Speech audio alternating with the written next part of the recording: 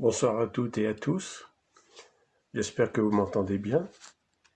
Et oui, je suis désolé de me présenter comme ça à vous ce soir, mais j'avais oublié que mon ordinateur est truffé de virus, et parmi eux peut-être un corona, qui sait. Et donc il faut être très prudent, et puis en plus ça attaque les yeux, ça attaque partout, les cheveux, les oreilles, donc il faut vraiment faire très très très attention. Bon, assez rigolé pour ce soir. J'ai voulu faire une toute petite seconde d'humour, si on peut dire, ou d'humour noir si vous préférez. Mais écoutez, j'en ai par-dessus la tête de tout ça. Et j'espère que vous aussi.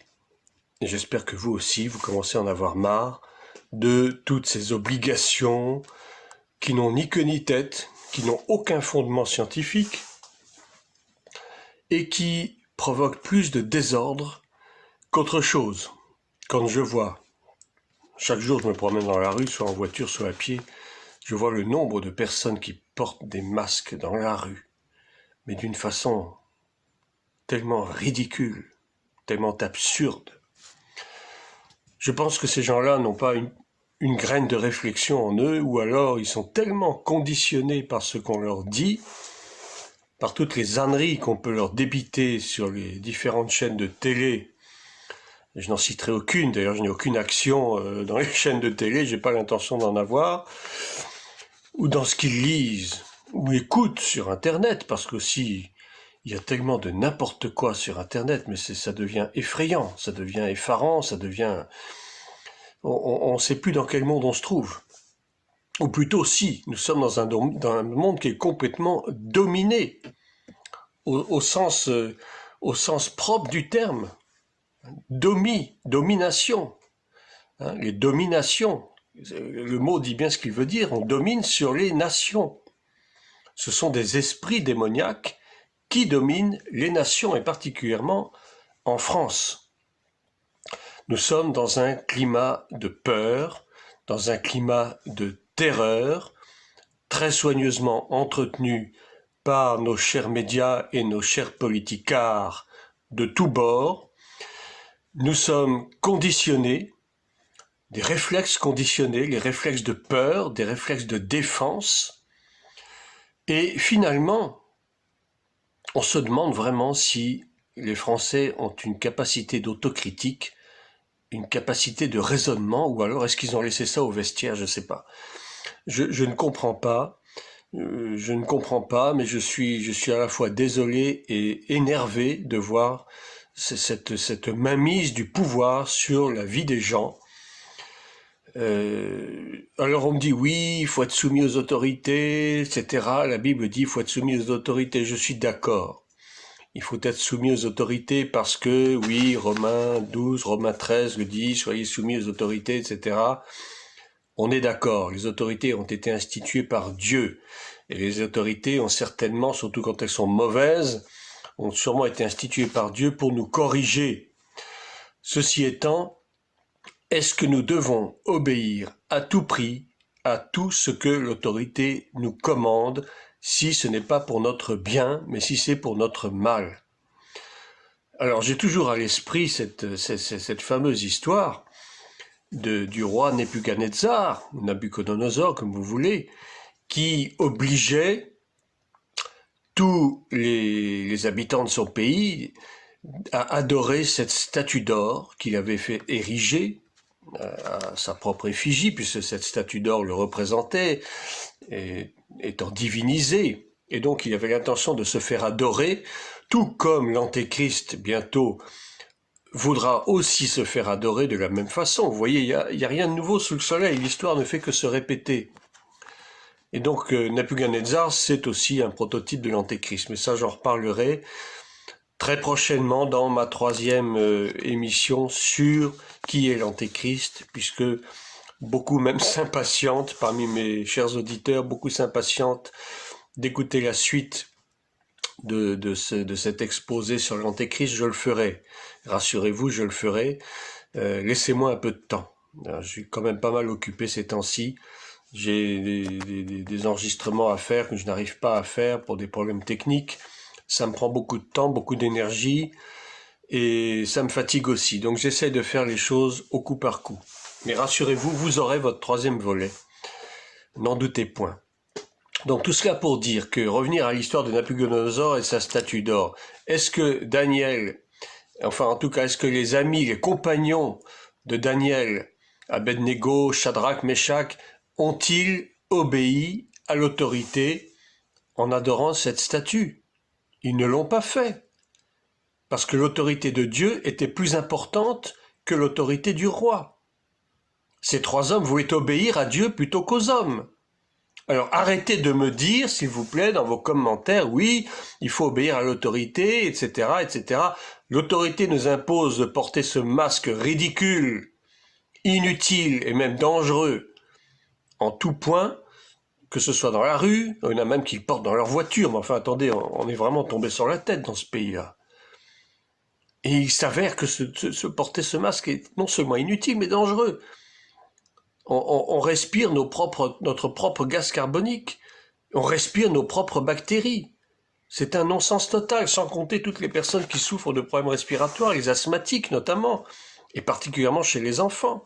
On impose le masque obligatoire à l'école, mais attendez, où va-t-on? Où va-t-on? On est dans un climat de total, j'allais dire, tout le monde démissionne. Tout le monde démissionne en bloc, il faut obéir à l'autorité, on nous dit de faire ceci. Donc demain, on va vous dire, tuez vos enfants, vous allez le faire parce qu'il faut obéir aux autorités.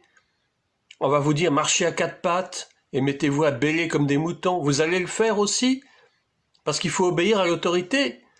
Mais attendez, on obéit à l'autorité dans la mesure où ce que l'autorité demande est pour notre bien, pour le bien commun, pour le bien public, pour le bien de la nation. Mais si l'autorité se met d'une façon désordonnée à ordonner des choses qui vont contre le bien commun, qui vont contre la santé des gens, je suis désolé, on ne doit pas obéir à ces choses-là.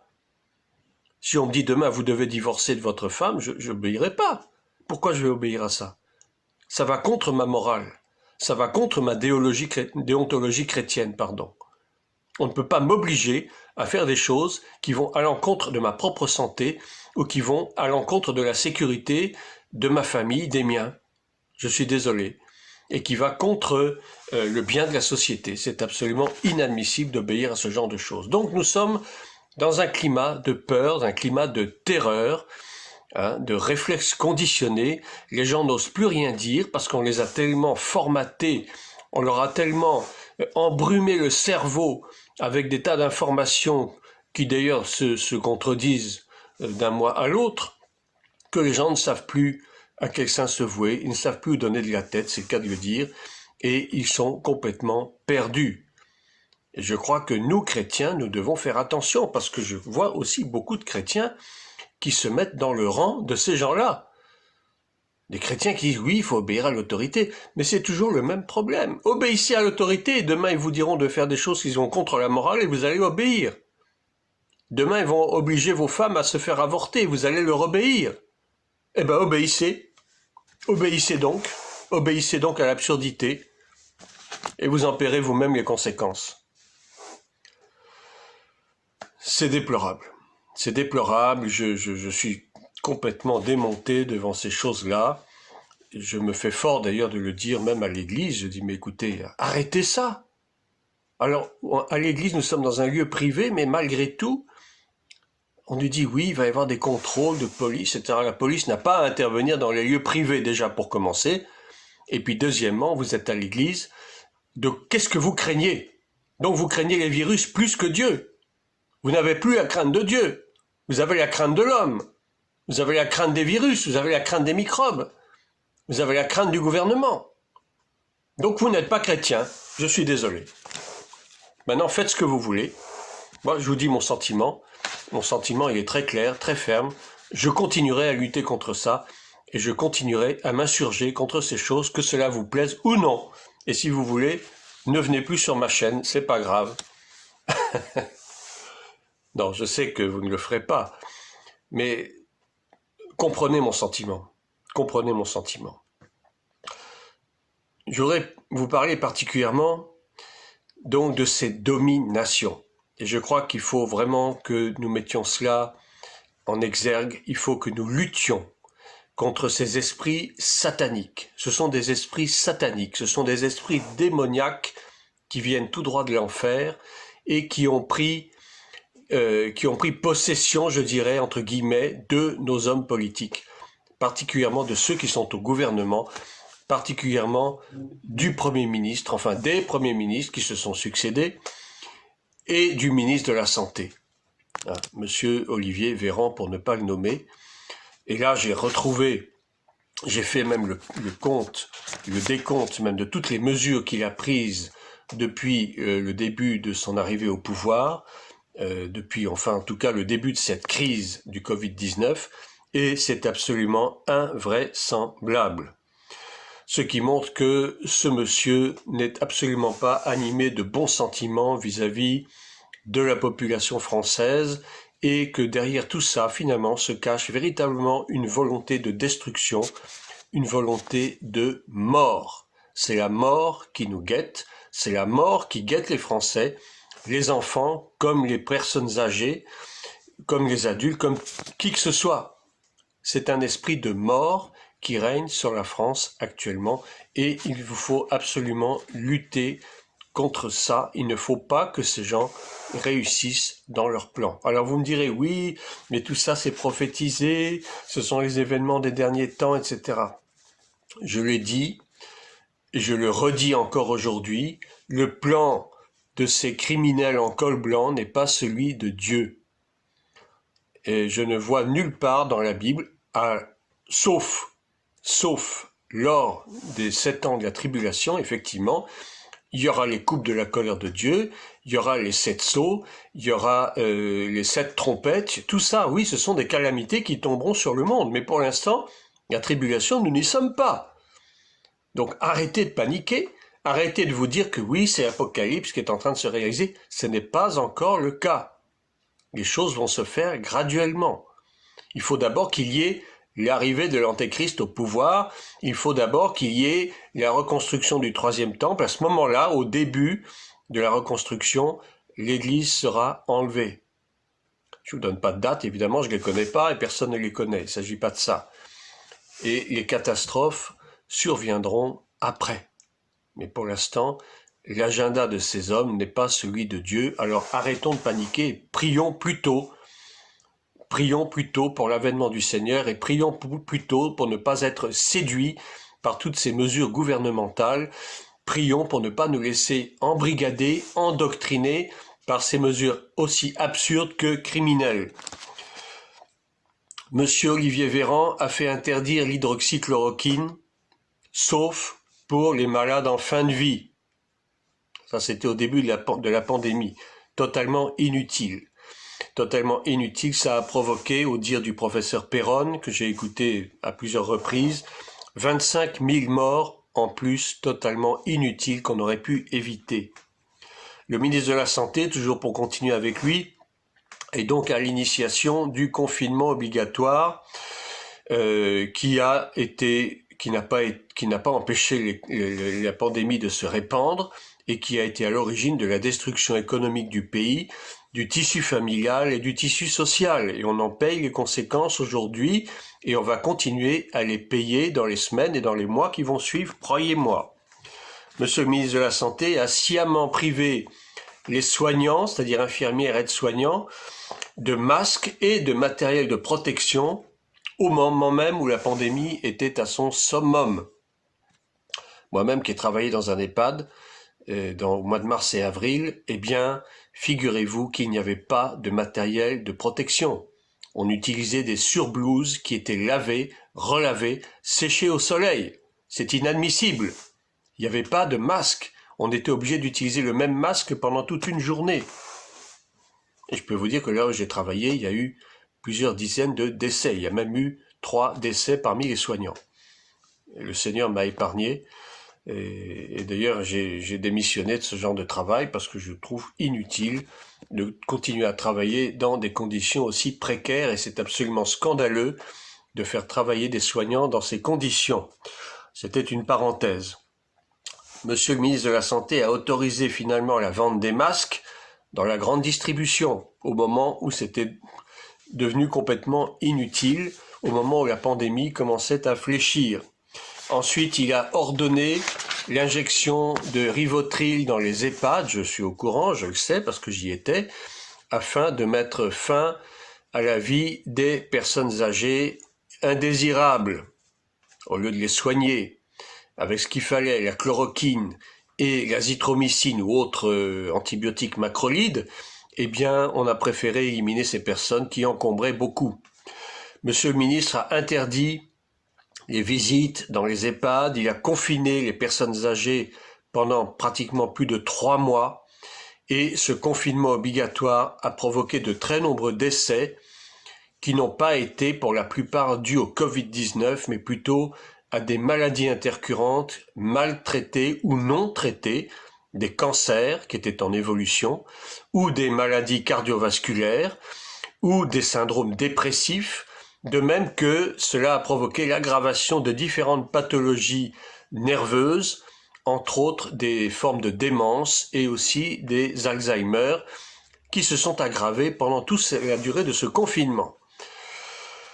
Obligation du port du masque pour les enfants et les enseignants, et on le voit aujourd'hui, j'ai moi-même une petite fille que j'ai mise à l'école depuis bientôt 15 jours, et bien obligation de porter le masque, complètement ridicule, complètement absurde, qui provoque des perturbations à la fois physiques, émotionnelles et psychologiques au sein même des enfants et même au sein de certains enseignants qui trouvent cela absurde mais qui n'osent pas le dire évidemment par peur de représailles. Il y a donc un phénomène de culpabilisation généralisée à la fois des enseignants, des parents eux-mêmes et des enfants et aussi des grands-parents. Puisqu'à un moment même, on a dit que les enfants pouvaient contaminer leurs grands-parents. Alors que c'est totalement absurde, puisqu'on sait très bien que le virus n'attaque pas les enfants jusqu'à un certain âge. Mais une fois de plus, on veut culpabiliser les gens. Portez votre masque. Si vous ne le portez pas, vous êtes des mauvais citoyens, vous êtes des mauvaises personnes. Voilà, la culpabilisation de la société. Ensuite, il y a eu, ça c'est plus récent, à la part du ministre de la Santé toujours, un allongement de la durée légale de l'avortement, de l'IVG, qui est porté de 14 à 16 semaines, et même autorisation de pratique de l'avortement à domicile par des infirmières diplômées. Où va-t-on? Et il a même eu l'audace de déclarer un jour qu'il n'y avait pas assez d'IVG. Donc, pardonnez-moi, mais s'il n'y a pas derrière tout cela une volonté délibéré de mort, alors je ne sais pas de quoi il s'agit. Enfin, plus récemment encore, il y a eu cette proposition de la loi de bioéthique sur l'avortement jusqu'à 9 mois, c'est-à-dire jusqu'au terme. Et cette proposition de loi, en tout cas, a été votée entre le 31 juillet et le 1er août, c'est-à-dire pendant la nuit qui a séparé le 31 juillet du 1er août, en catimini, sans que personne ne puisse s'y opposer. Et puis enfin, il est en train même de faire annuler, il déploie toute son énergie, toutes ses forces pour faire annuler des décisions de justice concernant le port des masques, parce qu'il y a effectivement certains préfets et certains maires, sous la pression d'ailleurs de la population, au moins de gens qui sont sensés, qui sont intelligents et qui réfléchissent, et il y en a encore, Dieu merci, de faire annuler ces décrets totalement absurdes pour obliger les gens à porter les masques à toute occasion. Et certains tribunaux ont effectivement entériné ces décisions et ont dit que c'était totalement inutile de porter les masques dans les lieux publics quand ça ne se justifiait pas. Eh bien, Monsieur le ministre de la Santé veut bien sûr faire annuler ces décisions de justice. Encore une décision qui quand même dénote une certaine volonté de provoquer la mort. Et donc il veut faire annuler ces décisions de justice auprès du Conseil d'État. Voilà, j'en ai fini pour cela, mais je voudrais quand même ne pas terminer sans vous citer certains passages bibliques, parce que nous sommes tout de même des chrétiens et nous avons la parole de Dieu, qui est là quand même pour nous fortifier, pour nous rassurer, pour nous conseiller aussi. Et donc je vais commencer par le livre de Corinthiens, 2 Corinthiens chapitre 3, 2 Corinthiens chapitre 3, verset 18. Ça, c'est un passage que j'ai trouvé intéressant par rapport au port du masque. Hein, ce masque qui nous cache la face. Alors, 2 Corinthiens 3, verset 18. Nous tous qui, le visage découvert,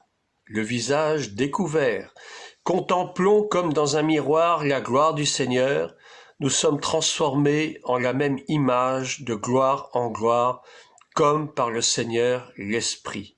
Nous tous qui, le visage découvert. Alors écoutez, bon, c'est peut-être de l'humour que je fais, mais avec un visage masqué, comment est-ce que nous pouvons contempler comme dans un miroir la gloire du Seigneur? Voilà, c'est pour vous dire que un chrétien doit toujours avancer à visage découvert. Alors c'est peut-être, j'allais dire, une image que je vous donne, mais ça veut en soi dire pas mal de choses.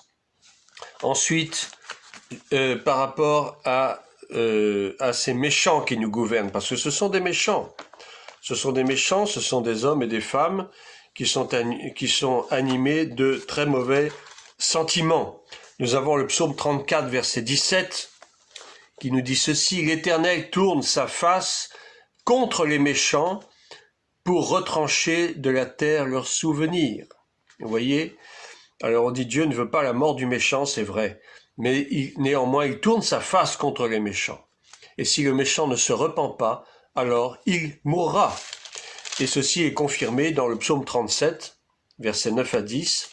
« Car les méchants seront retranchés, et ceux qui espèrent en l'Éternel posséderont le pays. Encore un peu de temps, et le méchant n'est plus. Tu regardes le lieu où il était, et il a disparu. » Et puis, enfin, j'ai trouvé un très beau passage en Job. Job, chapitre 21. Excusez-moi, je feuillette ma Bible. Voilà, Job, chapitre 21, entre le verset 7 et le verset 14. Pourquoi les méchants vivent-ils? Vous voyez, Job pose la question. Pourquoi les méchants vivent-ils? Pourquoi les voit-on vieillir et accroître leur force? Leur postérité s'affermit avec eux et en leur présence. Leurs rejetons prospèrent sous leurs yeux. Dans leur maison règne la paix sans mélange de crainte. La verge de Dieu ne vient pas les frapper. Leurs taureaux sont vigoureux et féconds. Leurs génisses conçoivent et n'avortent point. Ils laissent courir leurs enfants comme des brebis, et les enfants prennent leurs ébats. Ils clament au son du tambourin ils chantent, au son du tambourin et de la harpe. Ils se réjouissent au son du chalumeau. Ils passent leurs jours dans le bonheur, et ils descendent en un instant au séjour des morts.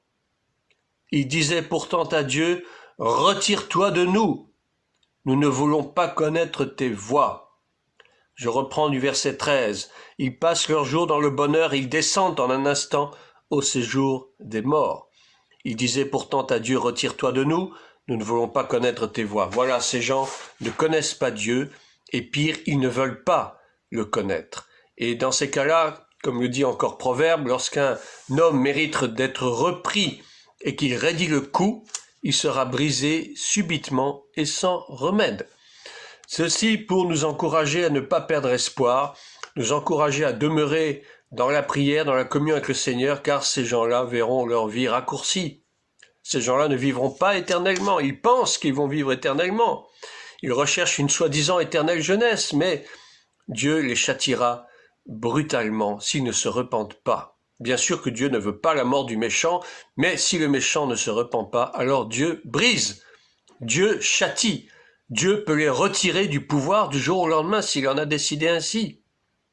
Et nous devons continuer à prier pour nous garder nous-mêmes de la tentation. Voilà, c'était un petit peu mon exhortation de ce soir. Gardons espoir, regardons vers les montagnes, d'où vient le secours. Le secours me vient de l'Éternel qui a fait les cieux et la terre. C'est le psaume qui le dit.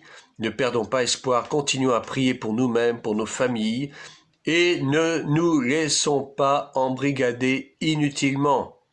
Sachons refuser ce qui va à l'encontre de nos intérêts, de notre santé, de notre vie. Soyons courageux. Faisons montre de courage. Inscrivez-vous dans des associations comme moi-même je viens de le faire. Une association qui lutte justement pour interdire le port du masque dans les villes, dans les rues, d'une façon totalement absurde. Faites-le, ayez au moins un geste citoyen. Je ne dis pas qu'il faut insulter les autorités, je n'ai pas dit ça, mais il faut lutter contre ce qui va à l'encontre du bien commun, du bien de tous. Soyons solidaires. Et nous, chrétiens, continuons à être la lumière du monde. Que Dieu vous bénisse. À bientôt.